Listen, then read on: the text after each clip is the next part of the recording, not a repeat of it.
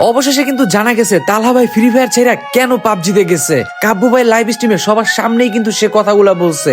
আর কথাগুলা শুই না তোমাদের মতামত তোমরাও কমেন্টে জানাই যাইও যে এইখানে দোষটা কার ছিল। তোমরা যারা আমাকে এখনো ফলো করো নাই কষ্ট করে একটু ফলো করে দিও। আমরা কিন্তু 50,000 ফ্যামিলির অনেক কাছাকাছি আছি। আপনি হয়তো জানেন না আমার এই গেরিনা থেকে অপমান করা হয়েছে।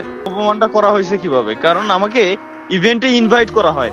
কোন ইভেন্টে? ঠিক আছে, ওয়াচ পার্টিতে আমাকে ইনভাইট করা হয়। আগের দিন পর্যন্ত সব ইনভাইট করা হয়, আমাকে বলে যে ভাই আপনি আপনার টিম নিয়ে আসতে পারবেন।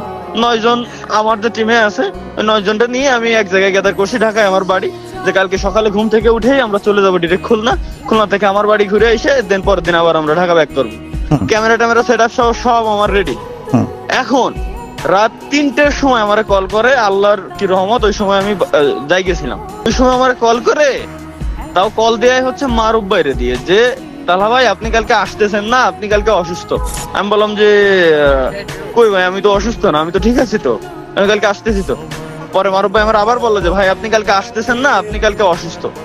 আমার নামে কিন্তু ওই জায়গায় পিকচার টিকচার দিয়ে যে সব বোর্ড থাকে এন্ট্রি গেটে, ওই সব কিছু বানানো ছিল।